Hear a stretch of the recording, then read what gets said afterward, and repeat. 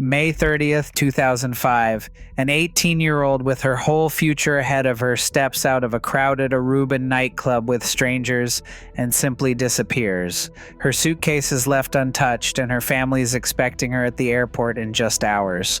For nearly 2 decades, her name has echoed through desperate searches and through shattered lives.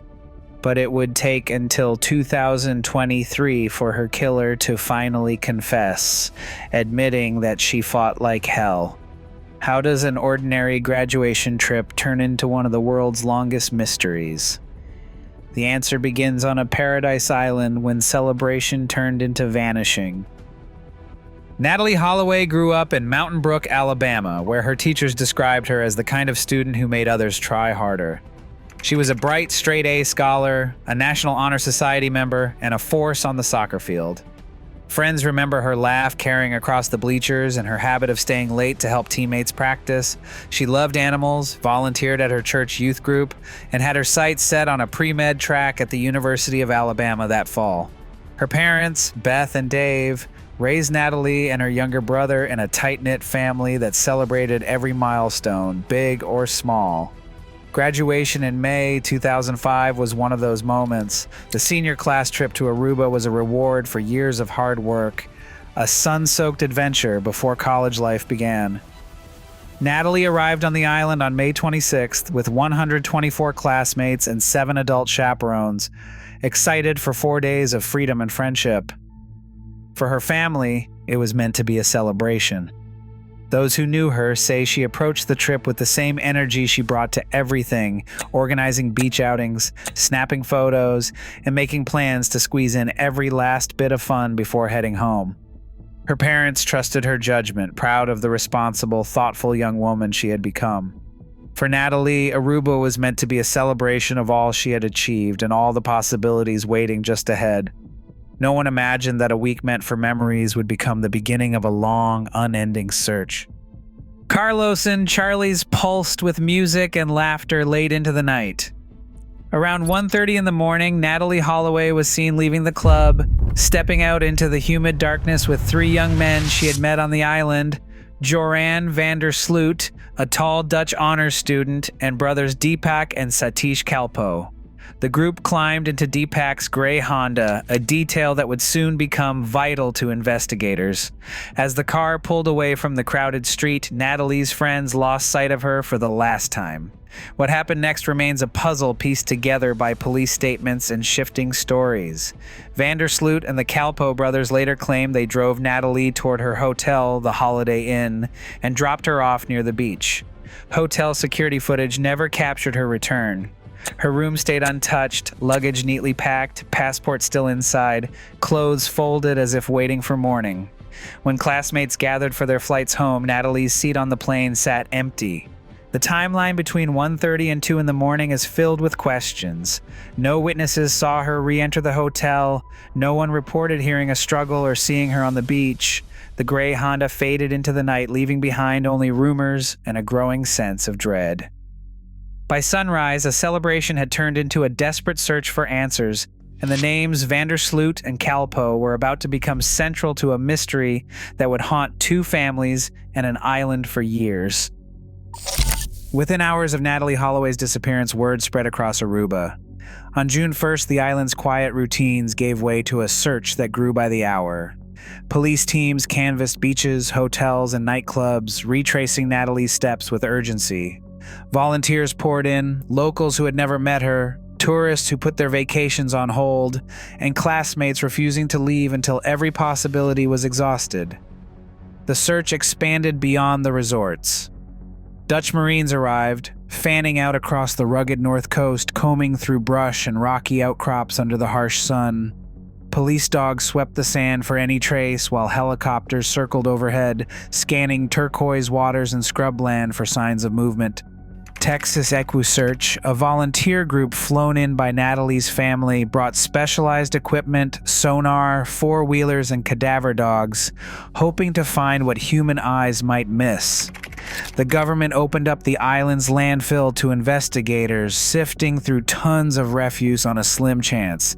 Every new lead, every rumor sparked another surge of hopes, another sweep of beaches and abandoned buildings. By June 5th, police had detained 2 hotel security guards, Nick John and Abraham Jones, acting on early suspicions. But as days passed with no sign of Natalee, frustration grew. The scale of the search, hundreds of people, military resources, and relentless media attention could not fill the emptiness left behind. The island's sense of safety was shaken. For Natalee's family, the sight of strangers working side by side was both comfort and agony, proof that the world cared, but also a reminder of what was still missing. As the days dragged on, hope began to erode under the weight of unanswered questions. For every new tip, there seemed to be a setback. Investigators found a piece of duct tape with blonde hair stuck to it, suggesting a possible breakthrough. But when the forensic test came back, the hair did not match Natalee Holloway's DNA. The lead evaporated, leaving only more frustration.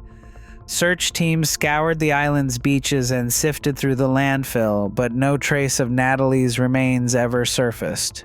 The ocean, with its swift currents and hidden depths, swallowed any clue that might have explained what happened that night. Surveillance footage from the Holiday Inn offered no comfort. Cameras never showed Natalee returning to her hotel, and no witness could place her there after 1:30 in the morning. The suspects changed their stories, but without physical evidence, police could not move forward. Each dead end deepened the agony for Natalee's family.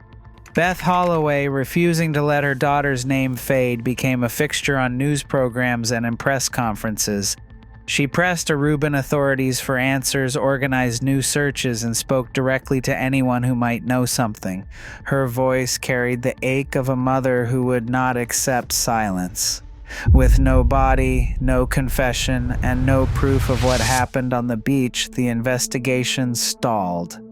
The sense of community that had rallied in the first days gave way to exhaustion and disappointment. But Beth's public fight kept Natalee's story alive, turning personal loss into a call for action and refusing to let the case slip quietly into the past. In 2010, a new lead surfaced, not from evidence found on the island, but from a desperate demand. Joran Sloot, then living outside Aruba, contacted Beth Holloway's lawyer with a chilling offer: $250,000 in exchange for the location of Natalee's remains. The communication was clear, half up front and the rest after proof. The FBI stepped in, setting up a sting operation that would span continents. On May 10th, undercover agents met Sloot at a hotel in Aruba, handing over $25,100 in cash. Days later, a $100,000 wire transfer traced back to Birmingham, Alabama landed in his account. Instead of providing answers, Sloot fled to Peru, leaving behind a trail of emails, bank records, and recorded calls. This financial crime gave United States authorities the leverage they needed to pursue charges far beyond the island's reach. Inside a Birmingham federal courtroom in October 2023, Joran Sloot stood and gave the account that Natalee's family had waited nearly 2 decades to hear. He admitted that after leading Natalee to the beach, he made unwanted advances. When she resisted, he lashed out. He said she fought like hell. He described striking her in the head with an object like a cinder block, then dragging her body into the surf and pushing it out to sea. No one else has ever been charged, and no trace of Natalee was ever recovered from the ocean. The judge handed down a 20-year sentence for extortion, the only charge U.S. prosecutors could bring. Beth Holloway, sitting in the front row, listened as the words she had long feared and long needed finally filled the silence. Natalee's case reminds us that even a single night abroad can leave families searching for answers for decades. Today, more than 600 Americans remain missing overseas. Justice may be partial, but the need for vigilance and compassion toward those left waiting never fades. Share your thoughts below.